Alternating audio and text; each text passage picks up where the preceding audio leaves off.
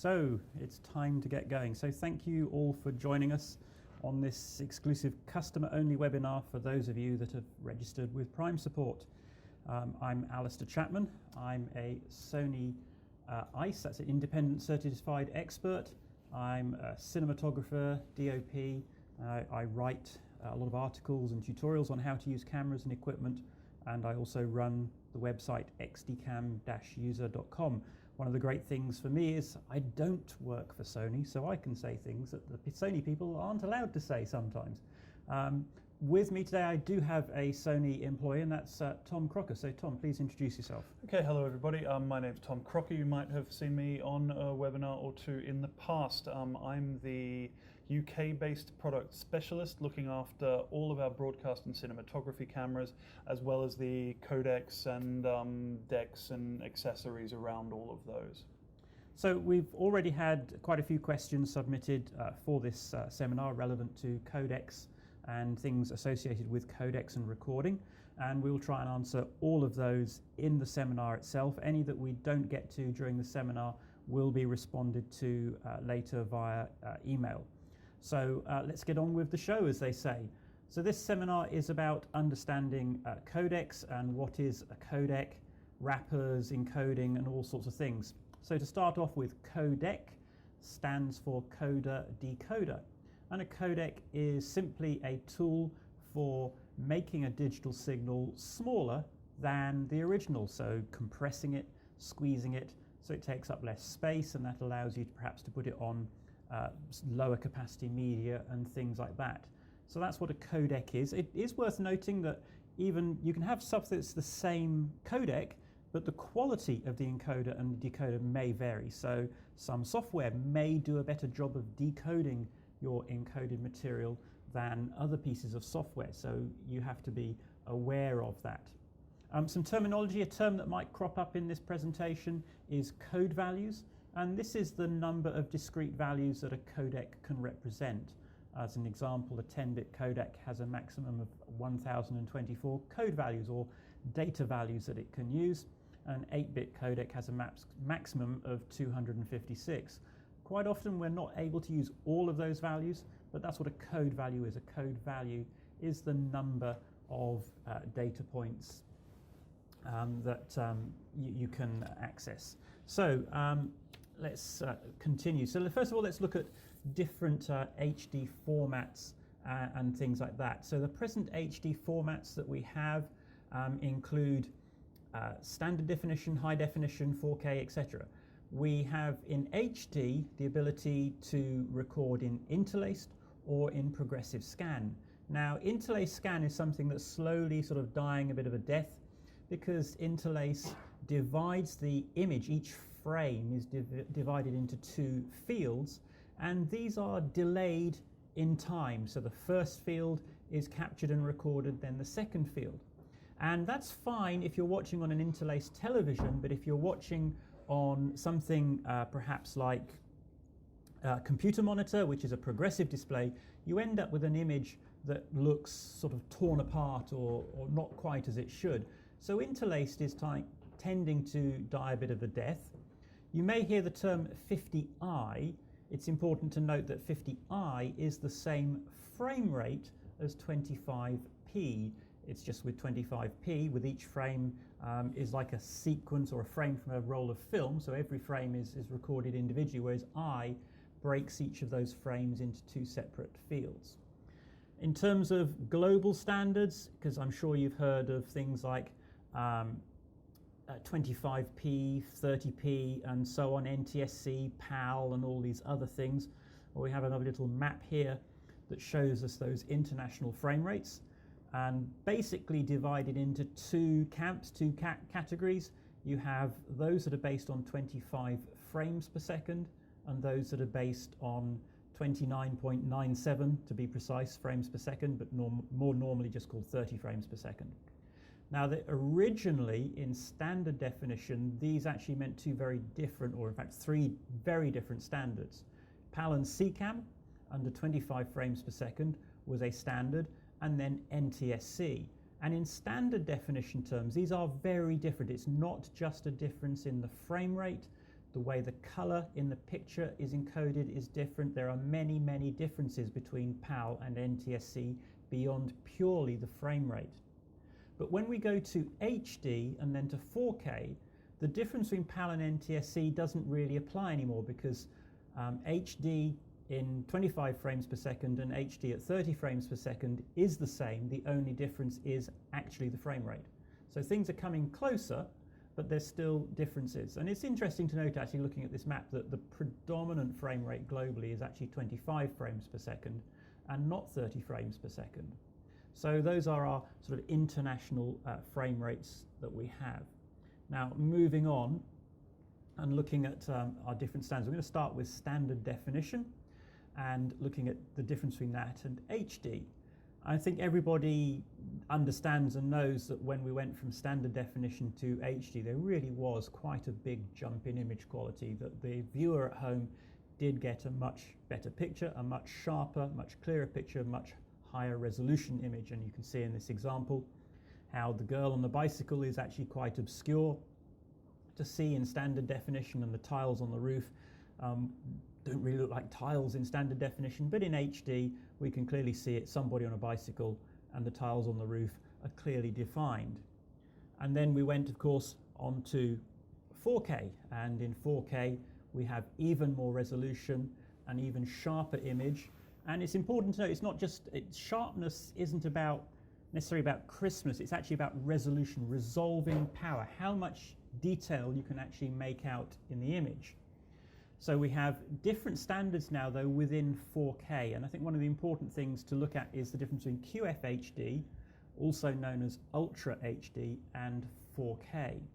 So if you're doing stuff for television in 4K, the standard you're normally going to be working to will be QFHD, or Quad Frame HD, or Quad HD, also known as Ultra HD. So many names for one standard, but it means a frame size of 3840 by 2160. That's 16 by 9, so it's the same aspect ratio as HD TV, and that actually makes it really easy to get from HD to Quad HD, or from Quad HD down to HD, because the numbers, the maths works really simply. Then there is another 4K standard, which is 4096 by 2160, and this is the DCI, the Digital Cinema Initiative standard for 4K. And this is a slightly wider aspect ratio. It's 17 by 9. Within that 4K, though, within that 4096 by 2160, is contained the 3840 by 2160 of HD television. So resolution is the same, it's just the aspect ratios are different. If you're doing stuff for 4K TV, predominantly Quad HD, Ultra HD is the one to go for, because you don't need to do so much manipulation of the image to deal with it later on. So it's a really simple solution, simple and easiest to use. But, and here's the catch, very often 4K is the term used to describe all of these, whether it's Quad HD, Ultra HD, or DCI 4K. So just be very careful when you're talking about 4K or briefing for a 4K project that you know exactly which flavor. Setting up the camera. Yes, that's right. Shooting the wrong one and it could mean trouble later. So just make sure you understand which flavor of 4K that you require or that you're using. So moving on, I've gone backwards, I do apologize. Press the wrong button on the computer. So we will go forwards. Let's go forwards in our slides. And okay. What's going on here? We're having a minor technical.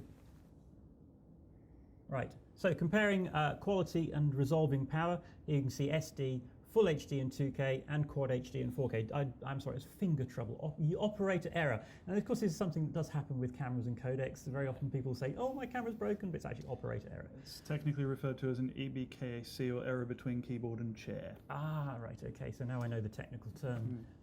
So, moving on, codecs, lossy or lossless codecs. Right, there's different sorts of codecs. Codec isn't necessarily compressed. You can have a codec that contains information, but it isn't always heavily compressed. Now, most video codecs that we use are normally lossy, so some of the original picture information is either discarded, modified, or adapted in some way to make the signal smaller. And the majority of codecs that we'll see, and certainly the ones we'll be talking about today, are lossy codecs. But that said, while it is lossy, a lot of that loss might occur to parts of the image that we, with our very human eyes, are perceiving, might be information that the camera can see but that we can't see or we can't use. So, for example, there's a huge difference between the amount of difference we can see in shades of black and white and the difference we can see in shades of, for example, red and green. So that means that we can take away some of the color information without it being a huge visual hit to the picture that we're looking at, and we'll perceive it as being identical or very, very similar, but that could then make the file substantially smaller. Indeed, I mean, most modern codecs are designed around the imperfections in the human visual system. It's far from a perfect system, and a lot of codecs take advantage of that by discarding data that you'd never ever see in reality anyway. But there is another type of codec, and that's the lossless codec. And lossless codecs don't degrade the image quality. An example of that would actually be something like a zip file. And I'm sure many of you, if you've got a computer, have come across zip files where you can actually take a piece of software, put it in a zip file, make it much smaller, and then when you uncompress it again, it's exactly the same as the original, even though you've managed to make it smaller in between. And they often use techniques looking for repeated values in the data and things like that to make the file smaller. And you do have the equivalent of that in the video world as well, and something such as Sony's RAW codec, because the Sony RAW is compressed, take advantage of that type of system to create something that is effectively lossless, so the viewer can't tell the difference between the original and that. There really is no difference. So, looking at the way our system works in our video camera, so your camera will be producing a digital video signal that comes off the sensor. That's then processed in the camera by a processor called the DSP, Digital Signal Processor. From there, it's passed on to the video encoder, where it's compressed. And from there, it's passed on to the wrapper, where the compressed video is placed inside a container. And then that content, that information, that digital media is then written to your storage media, such as S/S, AXS, SDXC, etc. So let's look at each of those components, from the codec through to the wrapper through to the storage media, and see what role they play in the whole sort of production process and what you need to understand. So in terms of compression types, we have two principal types. The first being intraframe, and the second being interframe. And I have to admit that even I sometimes have to think about which is which. It's not necessarily crystal clear, but intraframe, every frame is encoded or compressed individually, and it's just like a strip of film. Every frame is an individual frame, and each frame is encoded fully in its own right. So to play back the video, you only need one frame. You just decompress it, and it's actually quite straightforward. Then you have interframe. And in interframe, you get what's called a group of pictures, or a GOP, and you'll often hear the term long GOP being used. And that's normally 12, 14 frames, something like that. And then the first frame is just like an iframe, it's fully encoded. But for the subsequent frames, until the end of the GOP, the only thing that you actually record are the differences or the changes from that first frame. And there's all sorts of clever tricks used, like motion vectors. If you imagine you had a shot with a car going through the frame, the only thing that's really changing in each frame is the position of the car. It starts on the left, moves to the right. And the only thing that you're going to record really is that car and its position. And one of the tricks is something called a motion vector. So they actually record the image of the car, but then because it's moving, they use these vectors, and they say, well, that pixel will move 20 pixels to the right for the next frame. So they don't even record the pixel, they just say, move this to the left, and things like that. So it really, really makes the file much, much smaller. They can also do clever things like look in both directions. So it can take things that a picture element, if we imagine the moving car, of course the car will obscure and reveal different parts of the scene in the background behind it as it moves along, and we might want to take things from a future frame and use them in a current one, because as we've explained, there are occasional interframes where all of the information is available. There's also something called P-frames which sit there where some of the information is available. So we can use these as anchor points in both directions to pull information around, meaning that some of these frames really don't need much information at all, despite them being able to reconstruct a very coherent image out of it. And yes, I mean, and that's very important actually, because you're not just referencing that first frame, but also that last frame. And of course, that means, coming on to our next slide, that you need a lot of processing power, because you have to be able to look forwards and look backwards within that file to be able to process the images that you want. Now, long-op codecs are very efficient, typically 2 to 3 times more efficient than iframe codecs. So for like image quality, generally you can have about half the file size, or you can have double the image quality depending on which way you choose to go and use your data. But that comes at the expense of requiring a lot more processing power to, in particular, what we're concerned about, because in the camera it's all done within the camera, but in post-production is decode the long-op file.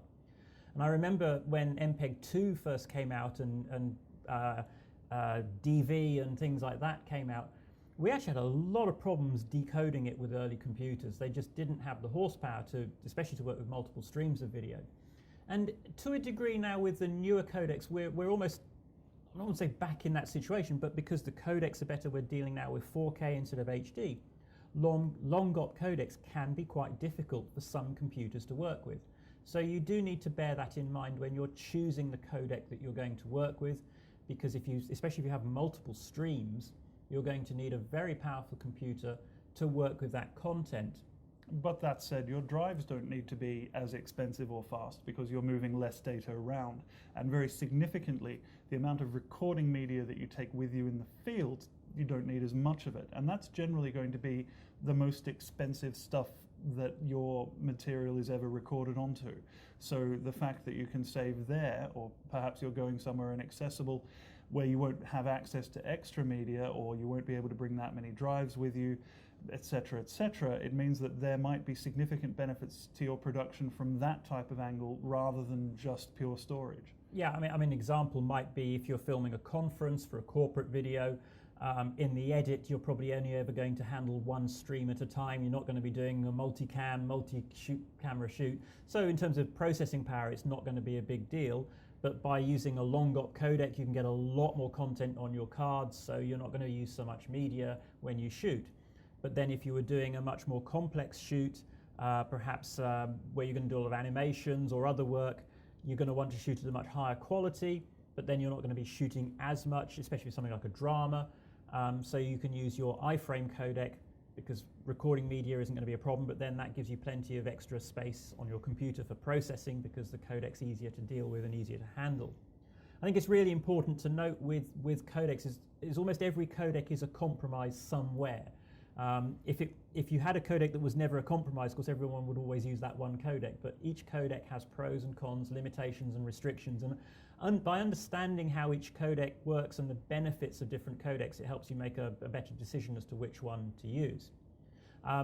So, I mean, of course, the benefits of iframe, every frame is encoded, so there's no motion artifacts, easy to decode, but as we've said, a bigger file size, so it does use more media, but it is easier to handle in the computer. One thing to consider is most modern computers now and decoders, they rely very heavily for image manipulation on your graphics card now.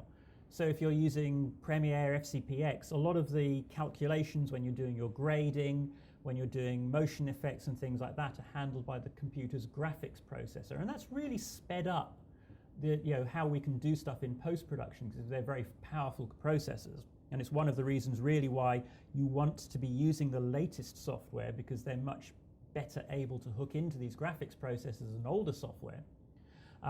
But the actual decoding and encoding process is normally handled by the computer's CPU. So CPU power is very important in decoding and encoding the clip, whereas your color correction and stuff like that is more dependent on the graphics processor that you have within your computer. Now, moving on to the next step. So let's say we've encoded our video either as long-op or iframe. The next thing that happens is that encoded data is put inside a wrapper. Now, the industry standard for broadcast television, certainly at least, is MXF, and that's the Media Exchange Format. And there's lots of stuff that goes along with MXF. For a start, MXF can contain anything, and literally anything. You can put almost anything that you want within an MXF file. And one of the problems potentially you get there is you might put some video in an MXF file, pass that on to a decoder, and the decoder, something perhaps like VLC, will look at that file and it will guess what's in there and decode it as best it can based on its guess of what's in there. So what you get alongside your MXF file, if you're recording MXF, is normally an XML file or some other file that describes exactly what is inside the MXF. And that's really important to know, because when you copy your content off your media, so you've recorded something, it's sitting on your card, you need to copy it to your hard drive, it really, really is important that you copy not just the MXF files, but also all those other XML files that are alongside it. You need everything if you're really going to get the best report, best performance, best everything from your codec. That's one useful thing to keep in mind there, is that there are a number of tools which are available for specifically moving around these files. It's not always the best idea to copy video at operating system level. You might well want to be using a tool like Catalyst Browse to move these clips around, because it will then make sure that all of the information that needs to come along with a clip is then there, because there are, as Alistair was saying, a lot of special things that we can do within the XAVC codec, the way that Sony has tuned it. H.264, which it's based on, is a very open standard, and a lot of different groups have worked together in order to develop that, but it's presented ultimately as a toolkit of different compression functions and algorithms that work together. And we've then implemented those in a particular way. So while it will still be compatible to play it back as standard H.264, there might be mechanisms in there which the metadata can indicate to the system playing it back, which could then increase the playback quality. So running it straight through VLC or something might not necessarily be the highest quality. So it's always very important to make sure that those sidecar files come along with it. Excellent. It is, again, just really important, copy everything. Now, the other wrapper that you may come across as well with other cameras is the .mp4 wrapper.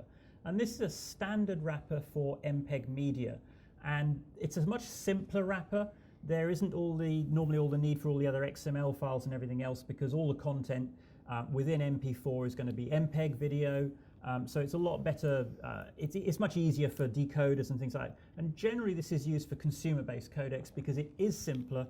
It's much easier to implement in lower cost editing software and stuff like that compared to MXF. But essentially what goes in MP4 or in MXF can be the same thing. You're not losing quality necessarily because one is XML and one is MP4. The quality is actually determined by the codec itself that's inside these wrappers. I mean, think of a wrapper as a jacket or a coat.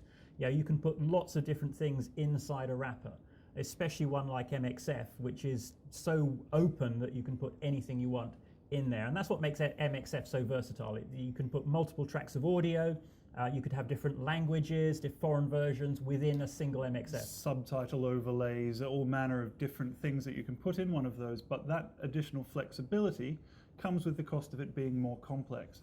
MP4 is then a bit more trimmed down, and if you're running it through a larger broadcast infrastructure, won't give you all of the possible workflow flexibility that you might want.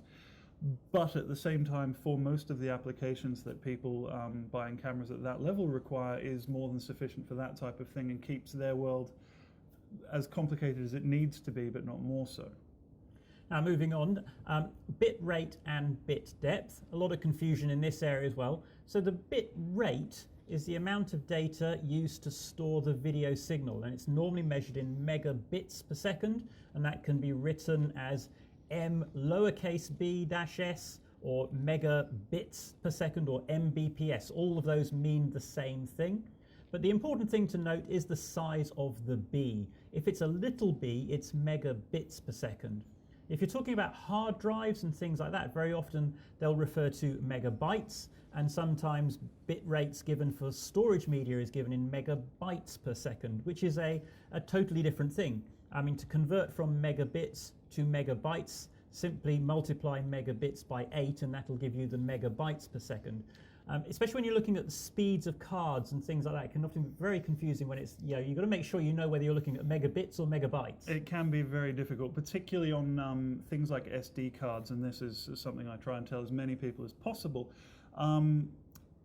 Megabytes might well be presented on the sort of wrapper or the packaging of an SD card. And generally it'll be a fairly impressive number. It'll say 135 megabytes a second, and then in very small letters next to it, it will say peak write.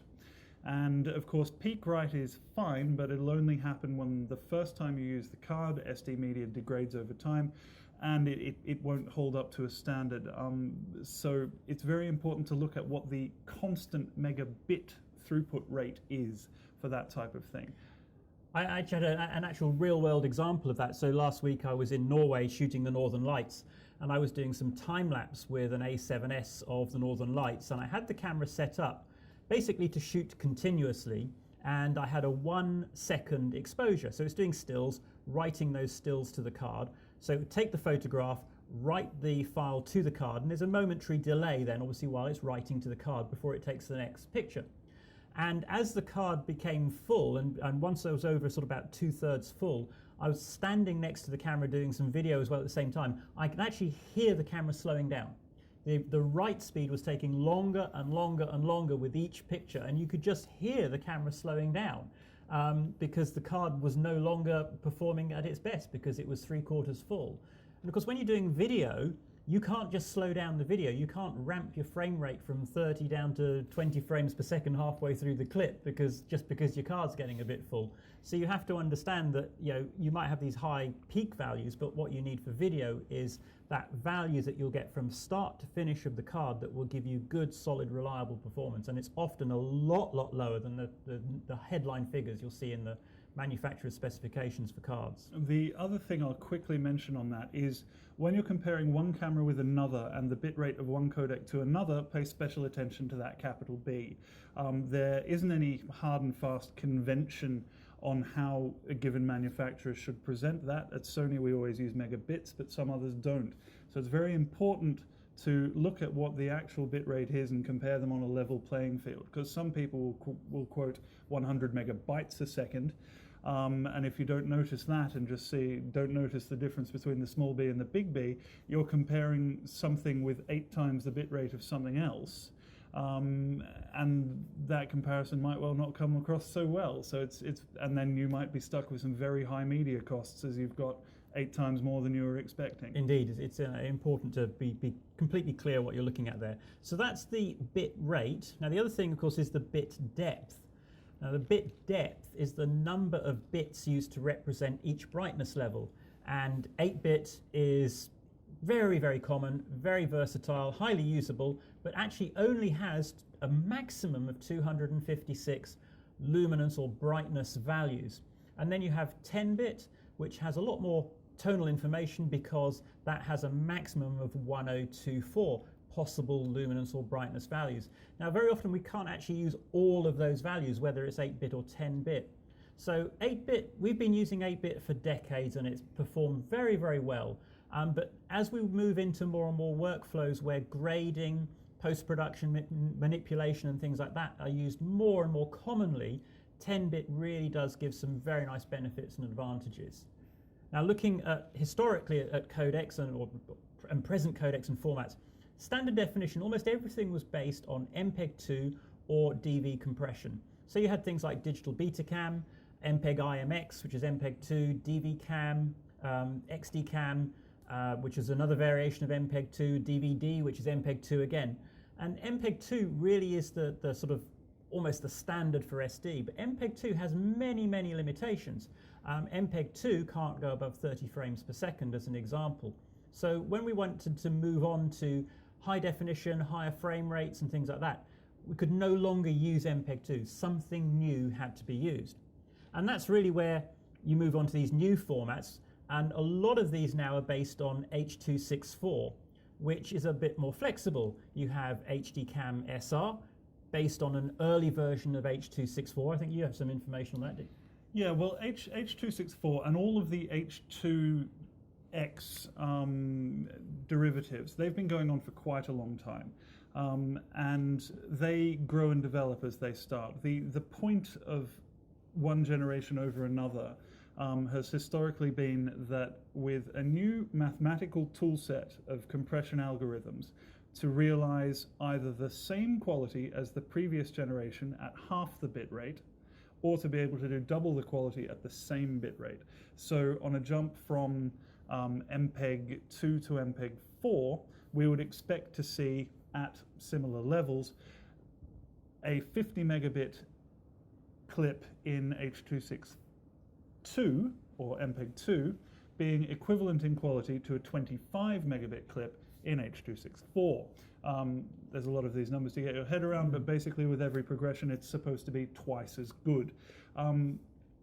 A point there is, of course, with HD MPEG 2, 50 megabit 422 was regarded as the minimum for mainstream broadcast. Indeed. Now with H.264, an awful lot of broadcasters are accepting 35 megabit H.264 as their minimum for broadcast because it is the equivalent quality-wise to the MPEG 2. And indeed with H.264 in our long-op world now, with those same 50 megabits, we can move all the way up to 1080 50p. So we can effectively double the frame rate at the same bit rate. And that's the same bit rate we've been using in IMX50 in the SD world at 25p. So we can see how that's been marching on through the years. I mean, just looking at MPEG, I mean, MPEG's been around for a very long time. Started with MPEG 1, which was 8-bit SD, 1.5 megabits per second. Can you imagine doing anything at 1.5 megabits per second these days? Well, we've got some proxies, but we'll come to that later on. And then we went to MPEG 2, now MPEG 4, and MPEG 4 AVC, which is kind of the final generation of MPEG 4 or H.264. But there is another standard I haven't listed here, and we actually have some questions about this, was H.265, which is why, so we're going to come on to XAVC in a moment, which is based on H.264, but why did Sony not go with H.265 for XAVC? Well, H.265 is still very young, and the development roadmap for one of these, I mean, if we look at MPEG 4 AVC there, MPEG 4 Part 10, H.264, we then use something called level 5.2, which is the highest and last implemented level of it. But the development roadmap for the entire H.264 project was coming up on 10 years. So while it started in its early implementations much earlier, level 5.2 was only finally specified, I think, in about 2009. So it's then much, much more recent in terms of that development. Now, when you're thinking about a codec for acquisition, which is what we're doing here at Sony, you need to keep a few things in mind. You need to find a balance which is good between the amount of storage it takes, the bit rate that it needs to run at to create a good image, the capabilities of that codec in terms of raster, in terms of color depth, in terms of all of these different features that make up the image. But one of the really significant things is the amount of power and heat generated simply by encoding that. Because of course we need to put this in a camera, and ideally some pretty small cameras.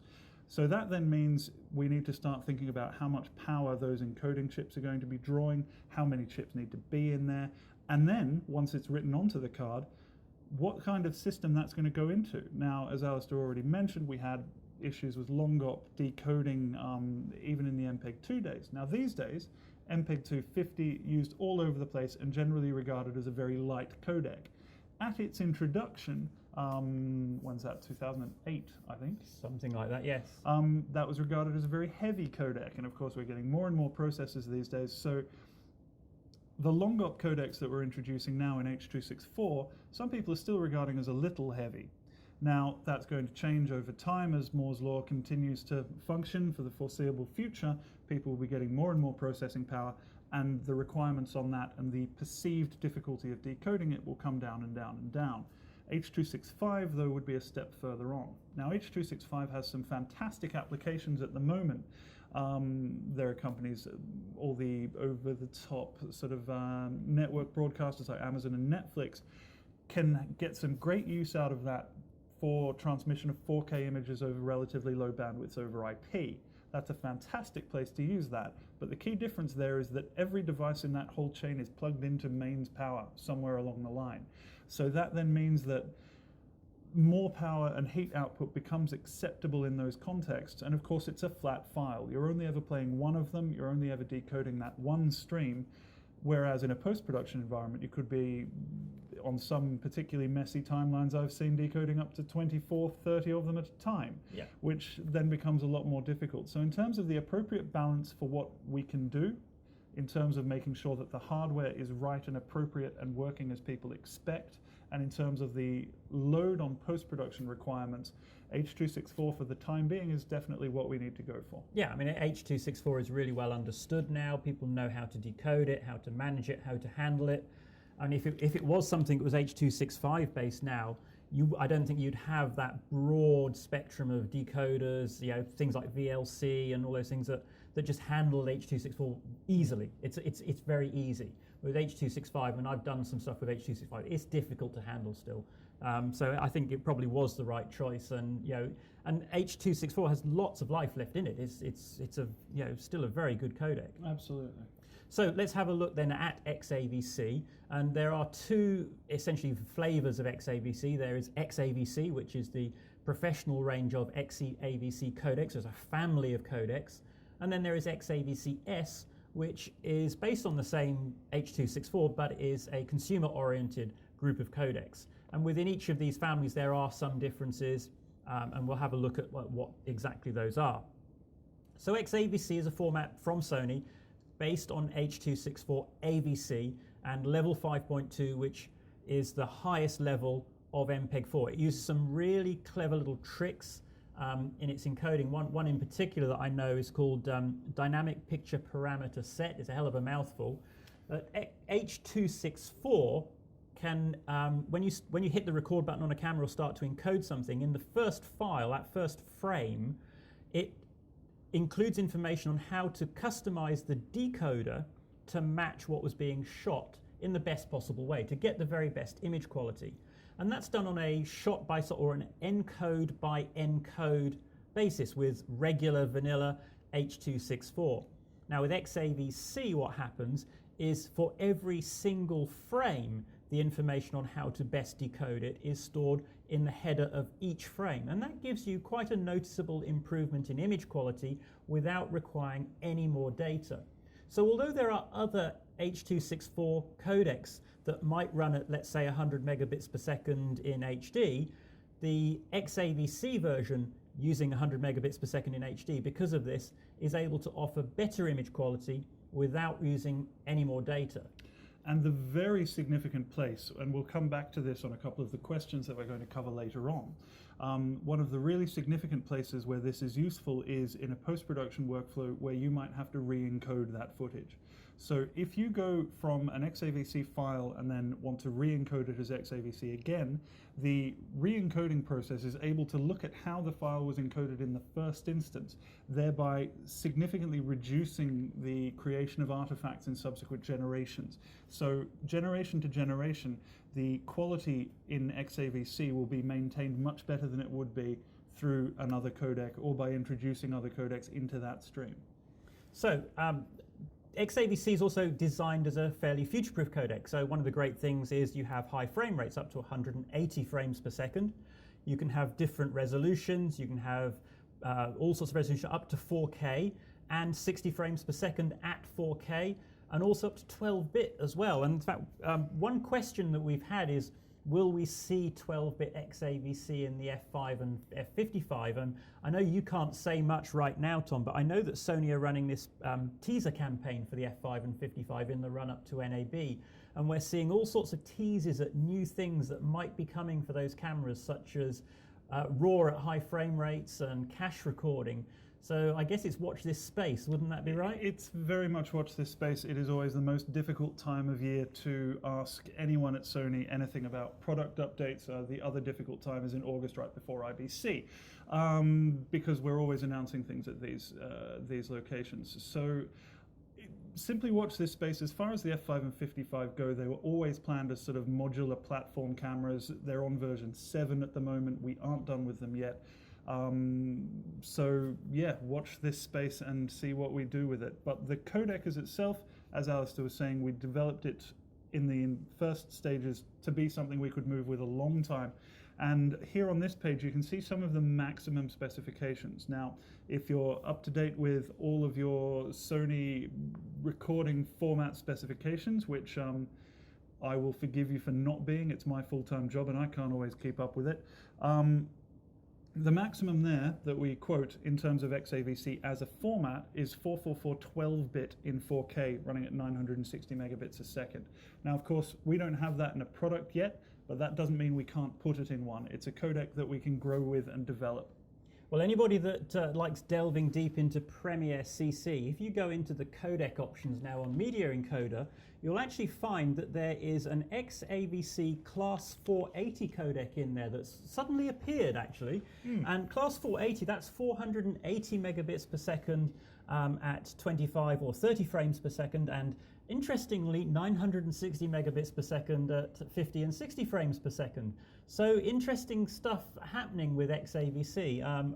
I don't know if that means anything or not, but it's certainly a nice option. And did a really interesting experiment earlier and re-encoding some XAVC. If the footage in your timeline is your normal class 300 megabit stroke 600 megabit 4K, it's simply passed through as that without any processing added, so it's as pristine as the original. But if you do some grading and color effects to it, it actually gets bumped up to that 480 class 960 megabit codec. And Premiere is actually intelligent enough to separate within a project the two sides. You get your pristine original alongside this nice class 480 XAVC. So it's really, really powerful stuff coming in Premiere and from XAVC. It's really quite exciting. Anyway, that's XAVC, which is the professional codec.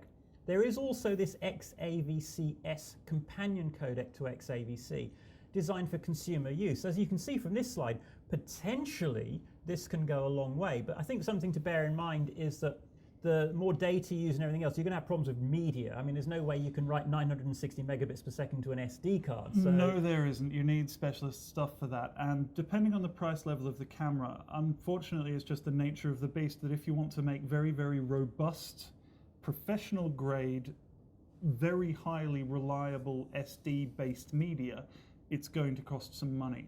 And there's a certain threshold where a camera, it starts to get a bit silly if you've got a $2,000 camera which has $1.5 media cards in it. So there needs to be a bit of a balance there. And in a lot of these cases, a lot of people want to be shooting on simple SD XC cards, for example. Now they're really good because they can run it up to 100 megabits a second reliably. That's not the peak write rate, that's the constant write rate, which means that we can then start to put some really serious quantities of information on there.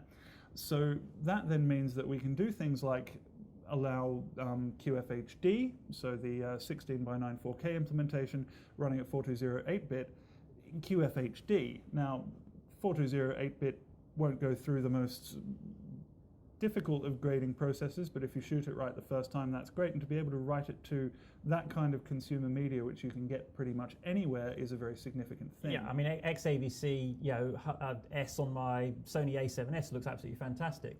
It is a good codec, but it just doesn't grade as well as the XAVC, especially XAVC-I 10-bit 42 really, really is where you want to be if you can for the best results. So XAVC-S is a great companion codec to XAVC, but it is a lot more restricted in terms of in particular, bit depth. It tends to only be 8-bit, and that does then bring limitations with grading.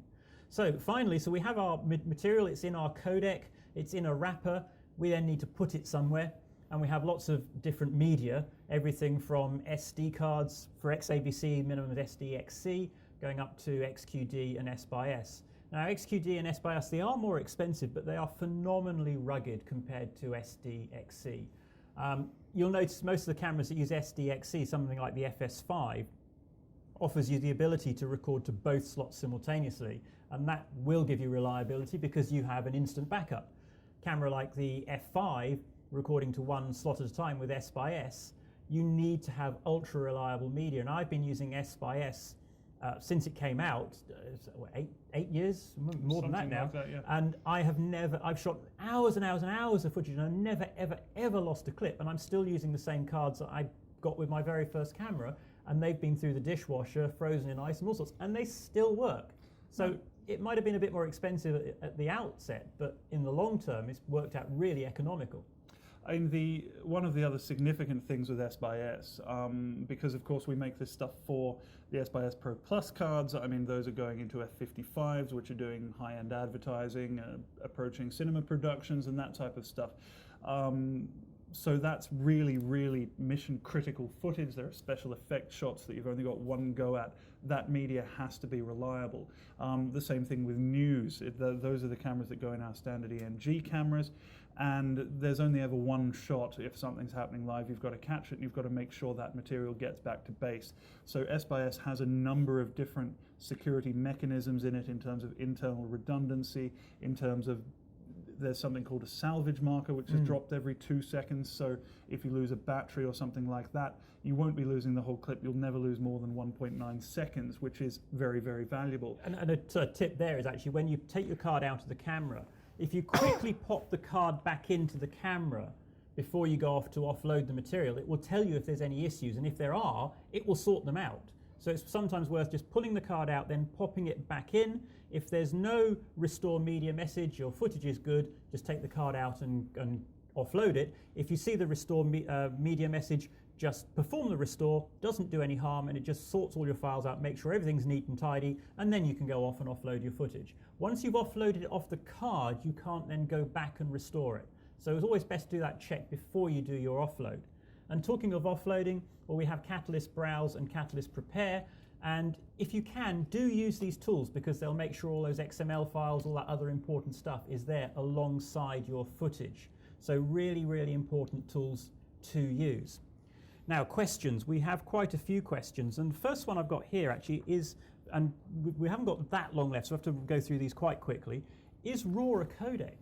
Is RAW a codec? Well, if it's proper RAW, then no, it isn't. It's a set of data values which have gone through an analog to digital converter representing the electron voltages of the sensor.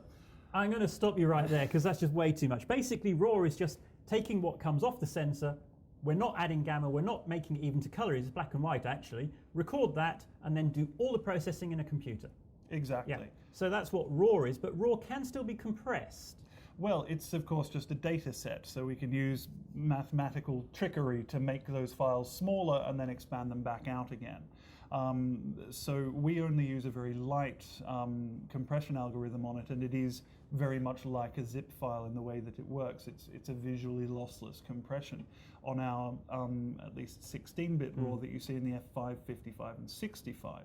And those then give you a 16-bit RAW. Now we were talking about 8 or 10. You've got all of 16 in our highest end RAW, which gives you a huge amount of flexibility. But that said, the file sizes are then a fair bit larger. And if you look at the F65 running at full tilt, 120p from an 8K sensor, it runs at 5.5 gigabits a second. So while you've got all that flexibility, there is a trade-off. And in that context, you've got a DIT, you've got people whose job it is to wrangle that footage as it comes off the camera, but that isn't necessarily the best choice for everybody all the time. I have to say, I do like shooting with RAW on my F555. The flexibility I get is fantastic. Now, next question we've got is, what's the best way to handle XAVC-S with Avid? Now that's an interesting one because XAVC-S is a consumer codec, but Avid is very much a professional product. Would I be right in saying there that I think the problem is actually that Avid focus on the professional codecs first and foremost, and anything like XAVC-S tends to come in a little bit second, and Avid's not really well set up for processing those sorts of files as a result? I mean, I'd want Avid to comment on it, but generally I'd say that's the sort of state of play with that.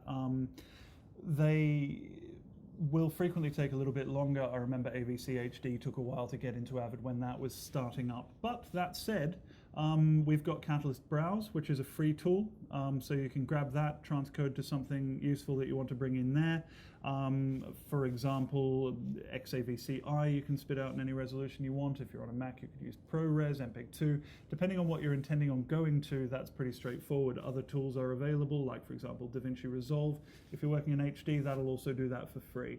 And Catalyst Prepare is worth spending the little bit of money that one does cost, because that does batch conversions really well. And so if you are converting a lot of files, I really do recommend Catalyst Prepare. Next question is, what's the best codec to store footage in 4K for future use? Not all the original footage, but the ones that you've used in the edits. I mean, this is where I really like Premiere CC, because it will consolidate your project down into just the clips that you've used. And if you've shot in XAVC, it will export them in XAVC without changing them. So there is absolutely no loss of quality. If you do transcode your footage, you are going to lose quality, because you are decoding and re-encoding, and that results in a loss of image quality. So where possible, stay in the native codec, and that's what you should keep for the future. Avid will also allow you to do that. Its consolidate transcode function will work on a sequence, so your final sequence you just consolidate and output. Yeah, I mean, another similar question to some of the others. We've got a user of Premiere Pro CS6 here saying that you have a problem because you can't use XAVC in CS6. And again, this is where Catalyst Prepare and Catalyst Browse come into their own to allow you to convert. But I really, really would urge people using older software like CS6 and FCP7 to upgrade, because Premiere now can bring in XAVC and export XAVC, so you cut out that generation loss that you're getting by having to do that transcode. You really, really should be considering moving up to date software. It's just the nature of the beast that as people want new functions out of cameras, we need to be able to record those. Those need a new codec, and an older NLE won't have support for that codec. It's simply as things move on, unfortunately. We have somebody here that's having problems exporting long MPEG-2 files of more than 30 minutes, saying he's having a problem with his computer after 30 minutes. Now, that really is a question for Adobe as a Premiere user here, because that isn't normal behavior. Generally, certainly with my computer, I can import MPEG-2 and M2T, no problem at all. So really, you need to go to Adobe for that one. They are the best people to help you there. It's not a Sony issue. Which codec is the best for green screen? Well, if HD, I'd go for HD Cam SR if you've got an F5 or 55. Fabulous codec. But yeah, insofar as it's a codec, you could also do it in RAW very nicely. I mean, essentially what you're looking for there is making sure that the color mapping is as accurate as it can be. So what you want is a 444 codec. If you can't get one of those, a 422 codec. And if the choice is between 411 and 420, 420 and then 411 right at the bottom, but you shouldn't be encountering 411 too much in Europe. Not anymore. And also more bits. If you can have 10-bit, 12-bit, 16-bit with your RAW, that's what you want. XAVC 422 10-bit does key really very well, and there's no point in transcoding it to ProRes. You're not going to gain anything. You'll still have whatever the original was, so stick with your original. Any transcode to ProRes at any bit rate will necessitate a slight drop in quality. You're never going to realize quality that wasn't there, so if you can edit native, it's pretty much always best to edit native, unless you're looking at certain issues like, for example, playback performance, or you might have a hardware accelerator for a particular codec or something like that, which might make the workflow smoother that way. But in terms of image quality, native all the way through is always best. Another question here on the FS5, if I shoot in 4K, which of course is 420 8-bit, I've been told that I can get the equivalent of HD 422 by down converting. And how does this possibly give me a better color space? Well, there's a little bit of confusion in that question, isn't there? Because you won't get a better color space. And actually, if you do down convert 420 4K to HD, what you end up is the equivalent of 422. Because the 420 422 bit is about the chroma resolution.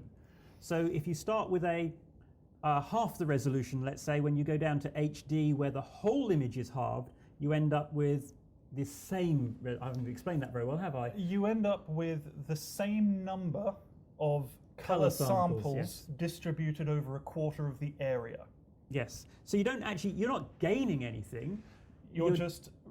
It's almost you're fooling yourself in a way, because you're not gaining anything. You're getting the same as if you'd shot 422 HD in the first place. Yes. So you might well want to do that. And you're not increasing the color space. The color space is determined by the sensor and many other factors, so the color space doesn't change either. No, so indeed in the context of the question, if you're going for an HD deliverable and you don't need to do any pan and scanning in the frame, you don't need to do any sort of violent stabilization, you might as well just shoot HD, because then you can have 10-bit for the same bit rate, because you're not going to go from 8 bits to 10 bits. Yep. You're still going to be stuck at 8. You will get from 420 to 422, but in 8-bit. In 8-bit. So yeah, and I would the same thing. I'd say shoot in HD and 10-bit in that particular situation. And you'd be able to fit twice as much on your card.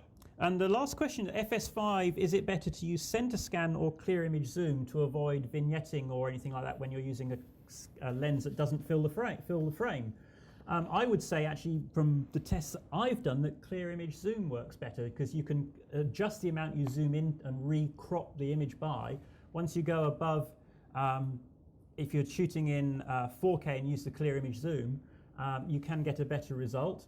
But if you've got a lot of vignetting, then you may need to use center scan, because that's what you need to do to cut all that edge of the image out altogether. Exactly. Then you're physically removing inputs that you otherwise would have there. So it's useful to be able to do that. So we are running rapidly out of time. So just a little bit of housekeeping to do to finish up. So there's lots more information like this on the Sony Knowledge Portal, lots of other seminars, lots of new content being created right now that will be going on in the coming weeks. So please do take a look at the Knowledge Portal and keep checking there, because we have some great stuff coming up there for you. There are going to be more and more of these seminars and sessions for you. The next one is on large sensor cameras, so you will receive an email inviting you to come and listen to that one. So do keep an eye out for that for that invite.